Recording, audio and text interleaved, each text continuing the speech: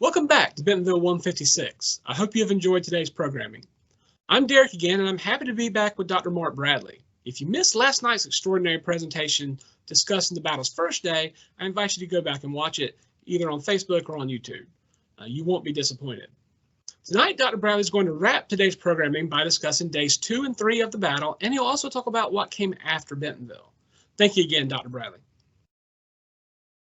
Thanks, Derek. Before I discuss days 2 and 3 of the battle, I'd like to give you a quick recap so that the people who did not sit in yesterday will be able to get up to speed.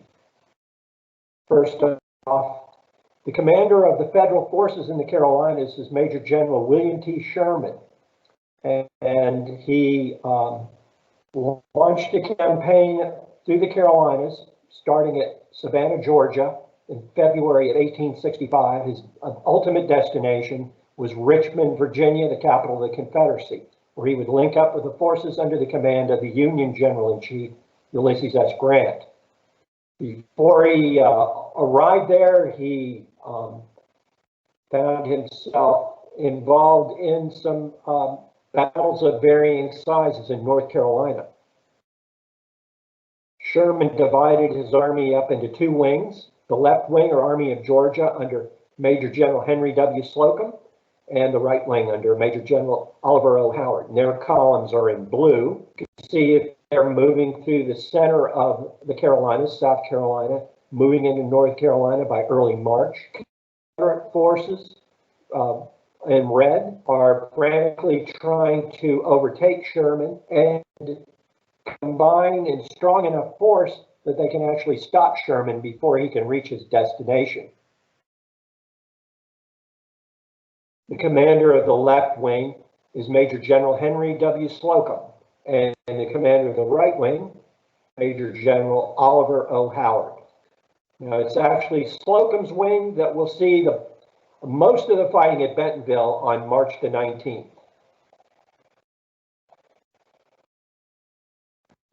Federals are opposed by General Joseph E. Johnston, who's been put in command by the Confederacy's General-in-Chief, Robert E. Lee, to stop Sherman. And Johnston is able to achieve a minor miracle. In 3 short weeks, he's able to amass a large enough army that he can actually fight Sherman on something approaching equal terms. And of course, Slocum's wing is in light marching order, roughly the same size as Sherman's force. Both the Federals and the Confederates have around 20,000 troops at Bentonville on March 19. Johnston launches an all-out assault at Bentonville on the afternoon of the 19th and succeeds in driving off one division, the elements of 2 others, before they're finally forced to stop on the Reddick Morris farm. But Johnston has achieved at least a stalemate at Bentonville. The question is, will Johnston remain there or will he retreat? Slocum is also curious as to what the status of the other wing under General Howard is. He's waiting for them to come to his support. And here's a map showing the march of the 2 wings of Sherman's army. At the top, you will see Slocum's left wing. They're marching towards Bentonville on the Goldsboro Road. They will be stopped by Johnston's army, and they will fight a major battle at Bentonville on the 19th. In the meantime, on the new Goldsboro Road to the south, the right wing's 15th Corps, under the command of Major General John A. Logan, pictured here, will be advancing. General Howard will be with Logan's Corps on the 19th. And for the better part of the day, the troops of the right wing will hear the firing off to the north, off to their left, signifying the battle raging just a few miles off in that northerly direction. And then on the bottom, you'll see yet another road. That's the Mount Olive Road, which is taken by the 17th Corps under the command of Major General Frank P. Blair. And they'll all be heading towards Falling Creek Church. that is the location of General Sherman's headquarters. And it's there that Sherman will begin to get messages from Slocum. The first one being reassuring, and then the second and the third, and finally the fourth being increasing urgency, pleading with Sherman to send the right wing to his immediate support. Now, when Sherman gets the first of those urgent telegrams, he's actually resting in his tent. And when he gets word that Slocum is appealing to him for reinforcements, he rushes out of his tent without stopping to put on his uniform. And as he listens to the news of Slocum's battle at Bentonville, he is standing in a bed of ashes up to his ankles in his bare feet, with nothing on but a red flannel undershirt and a pair of drawers, much to the amusement of his staff officers. So Sherman immediately orders Howard to march to Slocum's assistance at Bentonville. They head north on the Wilmington Road and then turn left on the Goldsboro Road and begin to drive back Butler's and then Wheeler's cavalry as well. The cavalry doing no more than just slowing down the advancing infantry, but buying time for Johnston to redeploy his army. And this is how the skirmishing will look at Bentonville as Union skirmishers go into position, fighting with the Confederates. And here's a map of Johnston's position on March the 20th. While the Union right wing is advancing on the Goldsboro Road, Johnston is actually bending back his line, and he's creating a bastion to cover his only line of retreat across Mill Creek. I should point out that the weather on the first 2 days of the battle is actually fair. On the third and final day of the battle, the weather will start to return to normal. This is one of the rainiest seasons in North Carolina's history up to that time. In fact, many people have nicknamed it the year of Sherman's freshet. And by this time, Mill Creek, which is off to the north, that's Johnston's only line of retreat back to Smithfield. Mill Creek has swollen into a giant swamp, and it will be literally impossible for the Confederates to retreat across that creek by fording it. In fact, General Wheeler's cavalry has been unable to find a fording place along that creek, and it's delayed their arrival at Bentonville. Now, this bastion will be almost 4 miles long, and the flanks will just about touch at Mill Creek at Bentonville. But it's little more than a prayer, because Johnston is having to array his forces in single file, and men are having to stand roughly 4 or 5 feet apart, which is not what you want to do in 19th century tactics. You want men to be elbow to elbow. In any event, the Federals noticed that the line is starting to bend back, and the men of the 14th Michigan, the 16th Illinois, from Morgan's division, under the command of Lieutenant Colonel George W. Grumman, decide that they're going to attack the North Carolina Junior Reserves. Now, General Hill, D.H. Hill, is with the Army of Tennessee forces off to the right of the Junior Reserves. He immediately decides that he's going to order one of his divisions to the assistance of the Junior Reserves to buy them time to throw up a line of works and to get into position. But his superior, General A.P. Stewart, nullifies his order, countermands it, and orders Hill to go back to his position. Hill decides to ignore that order, and by doing so, he is risking a severe reprimand, but he decides to head over to the Junior Reserves, immediately orders one of the batteries on that position to open fire on the attacking Federals. In the meantime, General William W. Kirkland's brigade, which is also going into position, opens fire on the Federals as they run across the Goldsboro Road. Now, it just so happens that Hill is commanding troops that are not properly in his chain of command. in a sector that is commanded by General Bragg. And keep in mind, he and Bragg are not on the best of terms. So you can imagine how Bragg would have felt had he known that Hill was down there running the show. In any event, Hill's intervention helps the junior reserves stabilize their line, and they're able to repulse the Federals. By the way, Lieutenant Colonel George W. Grumman might have a certain resonance for people who are interested in the frontier wars, because it's in the so-called Fetterman Massacre a few years later that Lieutenant Colonel Grumman finally meets his end.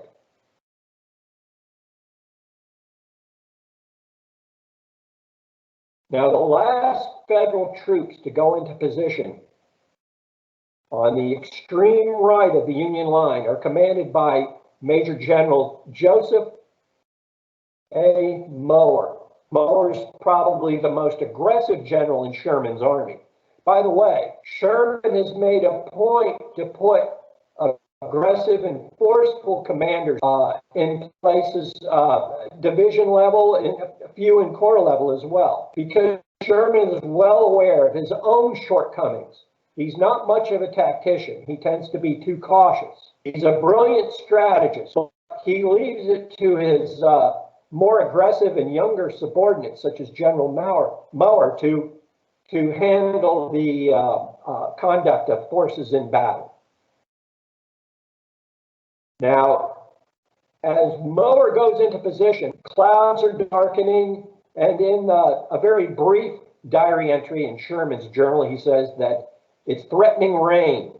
Well, it's threatening rain in the morning, but by midday it's starting to drizzle, and that drizzle increases to a downpour at times as the afternoon wears on. And it's in those conditions that Muller is going to be deploying along the extreme left of the Confederate line. And as he rides out, his corps commander, Frank Blair, pictured on the left, is on horseback, watching Muller's column as it goes past him. Muller says to Blair in an almost offhanded way, he said, "I don't suppose, General, that you'll have any objection to my making a little reconnaissance." To which Blair says, "None at all." I have to think by this point in the war, Blair knows exactly what's up. He knows that Muller has an almost George Patton-like instinct for the offensive, and that his idea of a little reconnaissance will be taking his two available brigades and sending them on a probing attack against the Confederate line, which he does just after noon on the 21st of March. Now, the terrain that he's going to advance into is very rough. It's covered with briars. It's a swampy area. It's going to take him at least an hour and a half to 2 hours to get his two brigades across in reasonable order. That gives the Confederates some time to prepare for his attack. In fact, General Hampton tells Johnston, whose headquarters are at the John Benton House, not too far away from where Muller is advancing. He warns Johnston that if Muller succeeds in getting across that swamp, he'll have no ability to stop Muller's advance, and Muller just simply overwhelm his cavalry. So now Johnston appoints General Hardee to assemble a counterattacking force, but it's going to take time for Hardee to put these forces together. He's having to pluck units off various parts of the Confederate line, which is already outnumbered on the order of 3-1. Incidentally, this is a surprise to Sherman. On the 20th, Sherman had said that he expected Johnston to retreat. But Johnston later said that he decided to remain at Bentonville on the 21st so that he could evacuate his wounded and perhaps tempt Sherman into launching a desperate frontal attack along the lines of what Sherman had done at Kennesaw Mountain during the Atlanta campaign the previous year. But Sherman had no thought, he gave no thought to any offensive operations at Bentonville. He wanted to move on to Goldsboro, where he could rest and refit his men. But he said that if Johnston wants to fight, then we must accommodate him. So he's more than happy to fight Johnston if that's what it comes to. In any event, General Muller is going to force Sherman's hand. He's going to launch his attack, and when it becomes apparent that he's going to engage the Confederates, General Howard will direct the rest of his line, the rest of the right wing, to support Muller's attack, not with a full-fledged assault, but just to keep the other Confederates engaged so they couldn't be used to fend off Muller, as Hardee is attempting to do. Now, this is how it looks when the Federals meet the Confederates along the hill leading up to Bentonville. There's one horse artillery battery under the command of Captain William Earl that is deployed to help the cavalry fend off the Federals. This is a view of one of the limber chests that had to be abandoned. It was stuck in the fork of a tree. Now, Moore has no difficulty in overwhelming the cavalry because they heavily outnumber them. It's just one brigade under the command of 24-year-old Thomas Muldrup Logan of South Carolina, one of the youngest generals in either army. It sends Logan's troops scattering off for Bentonville. Now, leading the way, the 64th Illinois, the skirmishers of Fuller's brigade, and they are armed, roughly 400 men are armed with 16-shot Henry rifles. And in the words of one Confederate, one envious Confederate that is, the Yankees can load those repeating rifles on Sunday and fire them off all the rest of the week. And the 64th Illinois succeeds in reaching the outskirts of Bentonville, pictured here, and nearly succeed in cutting off Johnston's only route of retreat. But then the Confederate strike. Lieutenant General Wade Hampton attacks the right of Fuller's brigade with Young's brigade of his cavalry division. And then Cummings' brigade off to the left, a small infantry brigade numbering around 300 effectives, also attack. And their right, two small cavalry regiments, the 4th Tennessee and the 8th Texas Cavalry. The two are taking part in the attack, and they will be personally led by General Hardee himself. Now, it just so happens that the newest recruit for the 8th Texas is a teenager by the name of Willie Hardee, General Hardee's only son. He has badgered his father to let him join the Terry Texas Rangers because that is the force. He's formed an affection for that unit since the Atlanta campaign when he served as an aide on General Hardee's staff. Well, Hardee reluctantly agrees and tells the commander of the 8th Texas to enroll the boy as nothing else will satisfy, as he puts it. Well, according to an eyewitness, the general and his son tip their hats at each other as they go into the battle. And then to the right of those cavalry units, Brown's division just arrived on the battlefield. Brown's division of Cheatham's Corps are going into position. And then finally on the extreme Confederate right, Hagen's brigade of Wheeler's cavalry under the command of General Joe Wheeler himself. These units number around 2,000 effectives in all and will be sent headlong into the Federal advance. By the way, General Muller has realized that his force has somehow diverged from the main Federal line. He's decided that he wants to halt and briefly dress his lines and move them by the left flank to make contact with the main line. It's a very uncharacteristic move by Muller, unusually cautious for such a, at times, almost reckless commander. But perhaps he's sensing that maybe this is all too easy and he's moving into a trap, which is actually nothing of the sort. In any event, the 64th Illinois is fighting with Cummings' brigade and Young's brigade. And for a while, it looks like the end is going to be in doubt. will the Confederates be able to repulse the Federals? Well, who should come to the rescue but General Sherman, whose headquarters are well to the south? He can hear the firing along General Muller's front, and he's decided that this is not something that he wants to get involved in.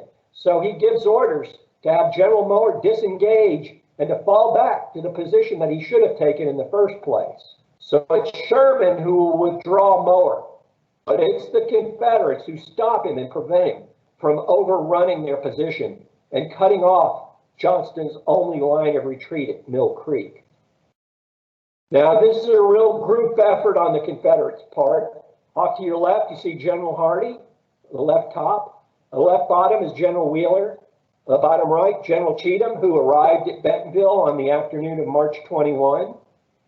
And then finally, General Hampton, off to the upper right.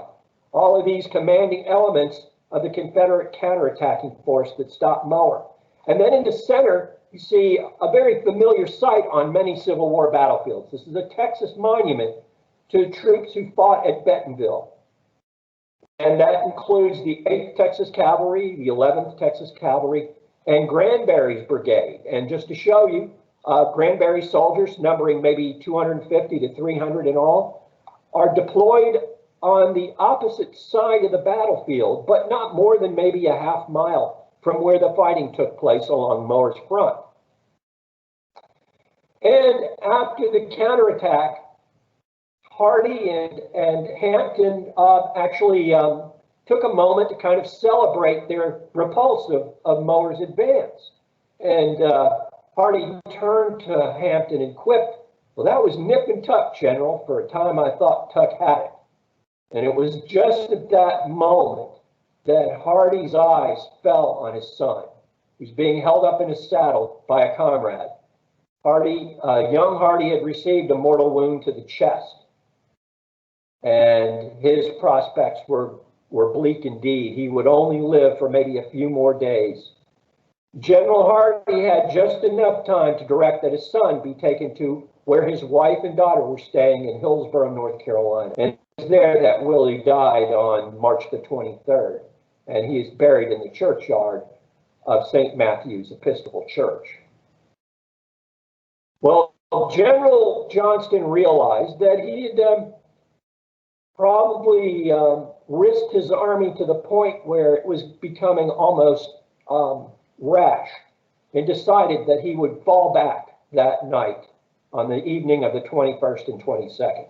Rain was coming down hard, and by the time the Federals moved out to reconnoiter, Johnston's rear guard was just passing across Mill Creek. There was a brief skirmish a mile or two north of Bentonville, but the Confederates were able to make their escape, and Johnston's army would be able to fight another day. Bentonville was Joe Johnston and William T. Sherman's last battle.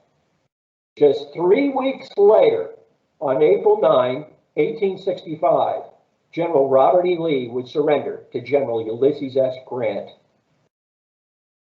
ending the Civil War in the Virginia theater, and in effect, bringing a close to the Civil War period. Now, Sherman and Johnston were in the vicinity of Raleigh when the news reached them. And it was just a matter of time before the two men finally met at the James Bennett farmhouse, roughly midway between Durham and Hillsborough.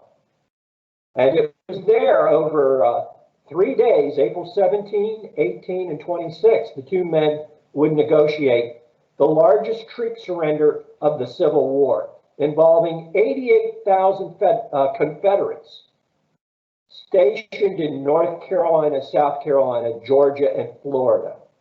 And that would effectively bring the Civil War to an end in North Carolina. Now, I should point out, looking back at the Battle of Bentonville, it was forgotten pretty quickly. And keep in mind, Bentonville took place in late March of 1865. And fast on the heels of that battle came Lee's surrender at Appomattox, closely followed by Lincoln's assassination. And the battle was virtually forgotten. But it was one of the few times that Sherman was willing to admit an error. He actually said that by allowing Johnston to escape from Bentonville instead of attacking him as Muller had attempted, he said, I think I made a mistake there. And there are very few places in Sherman's memoirs where he would make that admission, but he certainly did in the case of Bentonville. So that brings my talk to an end. I wanted to go back and just mention a few things about the people who lived in the vicinity of Bentonville. I believe someone had asked a question about what happened to the residents of Bentonville during the battle. That's a good question. Actually depended on who you were and where you lived. In the case of John Harper, for example, his house was used as a Union Army field hospital by the 14th Corps. So his house, although it was probably a little worse for wear after the battle, at least was still standing. Unfortunately for Willis Cole, whose home was right in the middle of the battlefield on March the 19th, his house did not survive the battle. Oddly enough, on March the 21st, Union skirmishers were using Cole's house as a kind of a sharpshooter's haven, and they were driven away by the Confederates, who decided they didn't like being fired on from that house or from any of the other outbuildings for that matter. So a detail commanded by Major L.P. Thomas of the 42nd Georgia, who actually figured in the battle on the first day, that detail moved out and burned the Cole house to the ground. So this is one of those rare cases where Southern civilians actually suffered at the hands of their Confederate protectors. And then I should point out that in the picture you see right now, the large building at the rear in the center, just off the Bentonville Road, was a carriage shop that was owned by John Hood, the largest employer in the area. Hood's carriage shop was burned. That was another casualty of the Battle of Bentonville.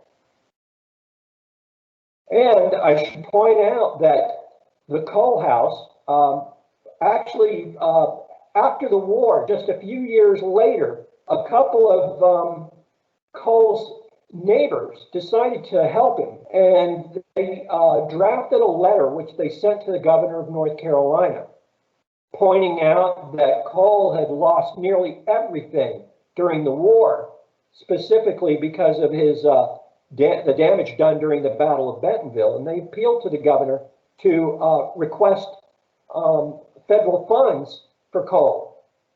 No doubt unaware that it was the Confederates who had burned Cole's house down.